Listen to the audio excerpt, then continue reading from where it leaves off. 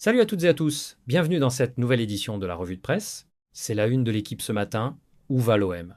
Après l'élimination jugée honteuse en Ligue des Champions face à Bruges mercredi dernier, le club phocéen est en pleine tourmente. Et l'information principale vient de tomber, Roberto De Zerbi a demandé à quitter le club. L'entraîneur italien ne s'est même pas rendu à Clairefontaine avec son groupe pour préparer le match contre le Paris FC ce samedi. En interne, les critiques pleuvent sur la gestion du mercato. La Provence souligne un manque de sang-froid chronique lors des moments clés de la campagne européenne.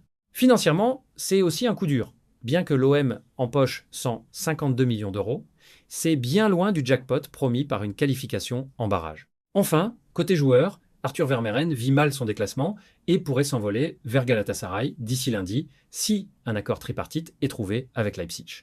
Direction la capitale où Luis Campos a fait des révélations fracassantes dans les colonnes de Marca. On apprend que Luis Enrique a été à deux doigts de quitter le PSG à la fin de sa première saison. Son message, à l'époque, était clair. Soit on augmente l'exigence à l'entraînement, soit je parse. Cette exigence se traduit aujourd'hui par une gestion de l'effectif sans pitié.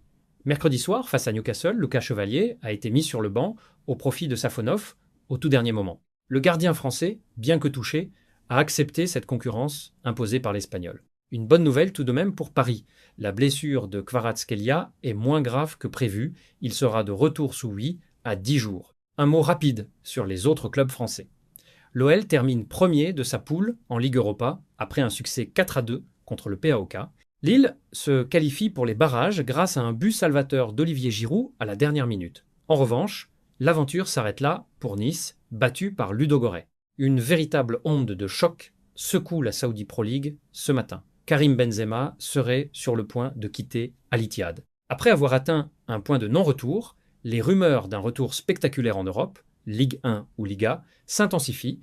Les insiders décrivent une situation très tendue entre le joueur et sa direction. Le joueur français serait en conflit ouvert avec son entraîneur et une partie du staff technique sur les méthodes de travail et les résultats décevants du club en championnat. Surnommé parfois Benzema, le fils de la défaite, par certains détracteurs locaux l'année passée, la pression médiatique en Arabie Saoudite est devenue insupportable pour l'ancien Lyonnais. Des rumeurs indiquent qu'il aurait manqué plusieurs séances d'entraînement ou réunions tactiques, ce qui a poussé la direction d'Al Ittihad à envisager des sanctions disciplinaires lourdes. D'après les proches du joueur, Benzema ne se sentirait plus en phase avec le projet sportif actuel. Il reprocherait au club un manque de compétitivité de l'effectif malgré les investissements, des promesses non tenues concernant l'environnement professionnel autour de l'équipe. Il aurait officiellement demandé à ses avocats d'étudier les conditions d'une résiliation de contrat ou d'un prêt immédiat avant la fermeture du mercato hivernal.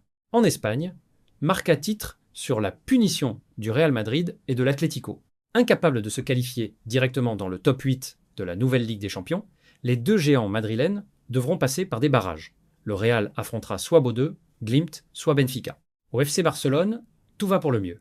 Johan Garcia, la nouvelle recrue au but, exprime son bonheur et son ambition de tout gagner. Le Barça est d'ailleurs la deuxième équipe la plus prolifique d'Europe, avec 91 buts marqués, et, comment ne pas citer, Robert Lewandowski. Le Polonais, pourtant en fin de contrat en juin, vient d'égaler le record de Lionel Messi en marquant contre 40 adversaires différents en Ligue des Champions. Le club continue aussi de se développer financièrement avec un accord de luxe à Dubaï pour des complexes résidentiels. En Première Ligue, Bernardo Silva prévient « Le meilleur de Manchester City est encore à venir ». À United, le cas Harry Maguire divise. Le défenseur de 32 ans est prêt à baisser son salaire pour rester, mais la direction préfère miser sur la jeunesse. On apprend aussi que les Reds de Ville ont renoncé à Cole Palmer, jugé trop cher. On termine en Italie.